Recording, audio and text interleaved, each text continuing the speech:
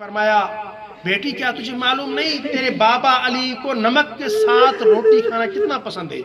میں نمک کے ساتھ روٹی کھانے کو بہت پسند کرتا ہوں۔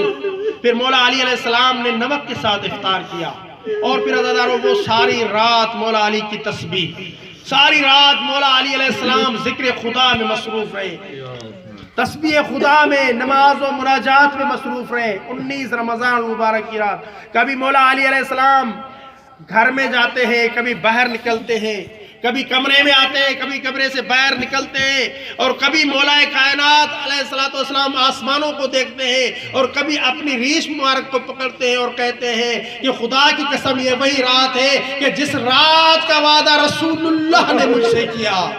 عزادارو جب بی بی نے پوچھ لیا اپنے بابا علی سے، بابا یہ کون سی رات ہے؟ تو مولا کائنات نے فرمایا، بیٹی ام کلثوم یہ وہ رات ہے جس رات کے بعد آپ کے بابا علی کی ریش سفید داڑھی خون سے رنگین ہو جائے گی۔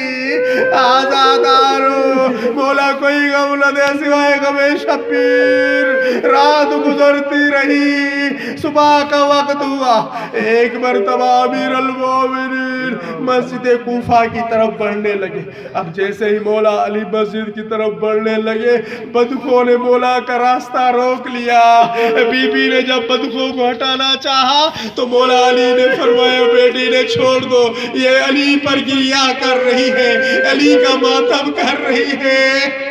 آزادارو ایک مرتبہ امیر المومنین مسجد کوفہ کی طرف جاتے ہیں، مسجد میں پہنچتے ہیں، کیا دیکھتے ہیں؟ عبد الرحمن ابن ملجم مرادی مسجد کوفہ میں الٹا سویا ہوا ہے۔ مولا کائنات نے اس ملعون کو بیدار کیا۔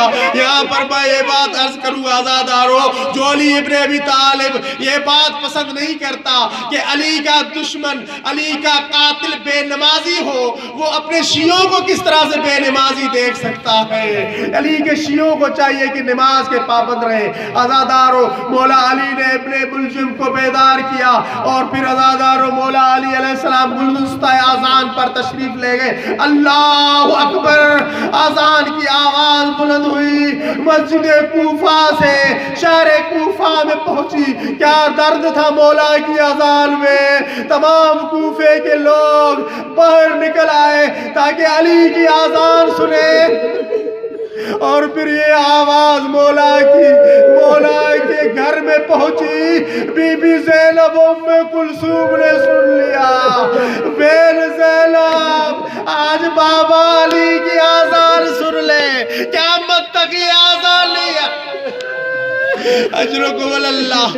عزادارو آذان ہو چکی، ایک مرتبہ امیر المومنین مصلی عبادت پر تشریف لاتے، نوافل ادا کر دیے اور پھر جماعت کی صفیں باندھ دی گئی، دائیں طرف سے بائیں طرف سے چاروں طرف سے لوگ جمع ہو گئے۔ امیر المومنین مصلی عبادت پر تشریف لے گئے، ایک مرتبہ پہلی رکعت شروع کر دی، اللہ اکبر، مولا کی نماز شروع ہو گئی، مولا سجدے میں تشریف لے گئے۔ جب دوسرے سجدے میں آئے، ایک مرتبہ عبد الرحمن ابن ملجم ملعون نے مولا علی کو ضربت ماری، ضربت کا لگنا تھا۔